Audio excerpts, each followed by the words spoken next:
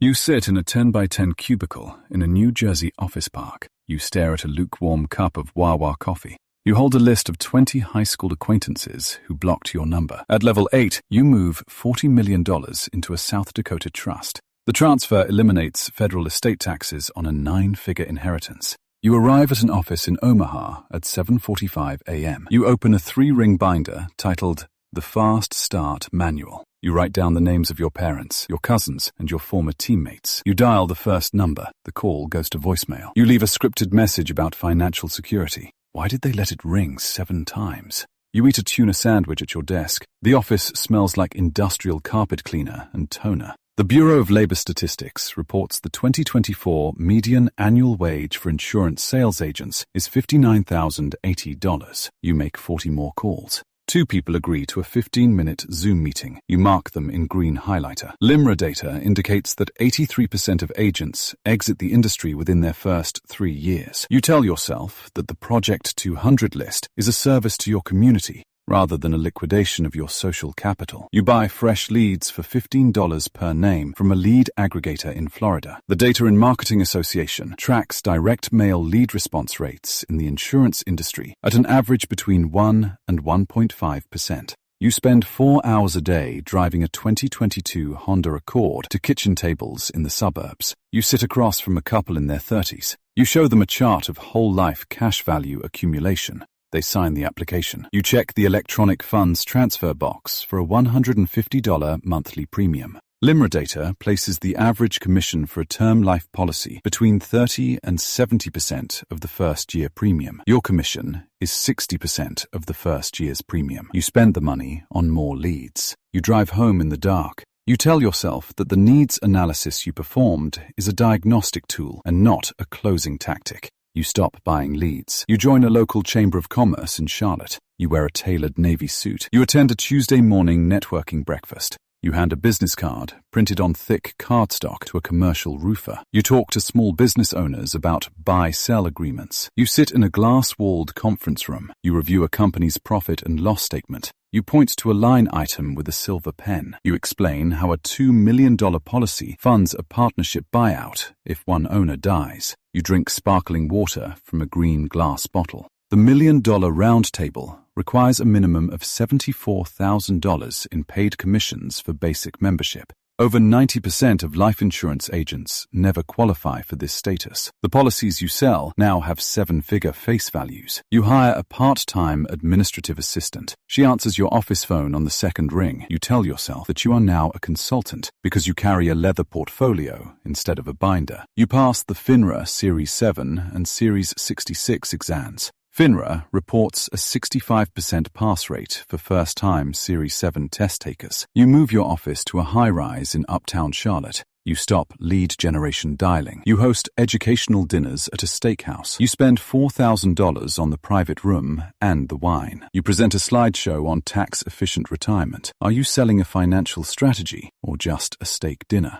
You talk about the Tax Cuts and Jobs Act sunsetting in 2026. You collect statements of advice. You manage $25 million in client assets. SEC Form ADV filings show typical asset under management fees ranging from 0.50% to 1.50%. You collect an annual 1% fee on those assets. You tell yourself that the 1% fee is a small price for the client to pay for the removal of their financial anxiety. You work exclusively with business owners whose net worth exceeds $15 million. You sit at a table with a CPA and an estate attorney. You do not talk about death benefits. You talk about liquidity events. The IRS sets the 2026 federal estate tax exemption at $15 million per individual.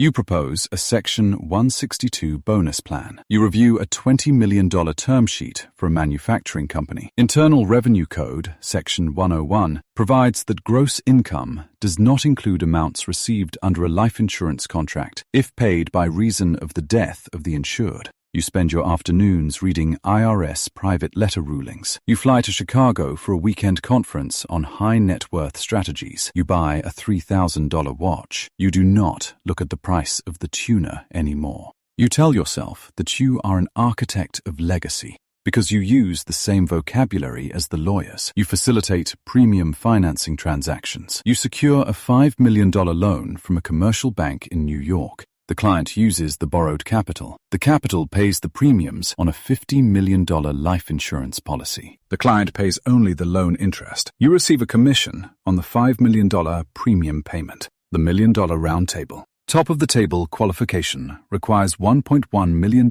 in annual commissions. Premium financing arrangements require the borrower to hold a verified net worth of at least $5 million.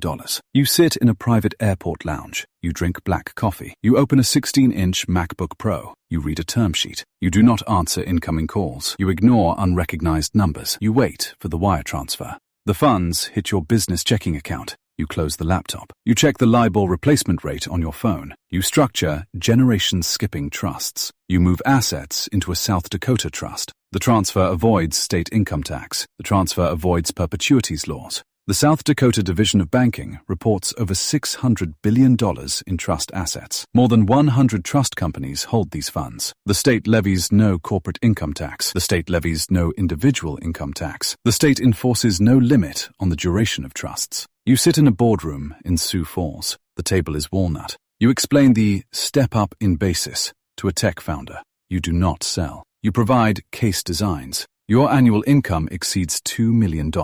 You employ a full-time back-office team of 4 people. You spend your mornings looking at the weather in Aspen. You delete a text message from your high school roommate. You adjust the thermostat in the conference room. You design a private placement life insurance structure for a family office in Greenwich, Connecticut. The policy holds $100 million in hedge fund interests. The capital gains inside the policy accumulate tax-free. The Internal Revenue Service Investor Control Doctrine prohibits PPLI policyholders from directing specific investments within the policy's sub-accounts. The American Bar Association notes that PPLI accounts generally require a minimum initial investment of $5 million.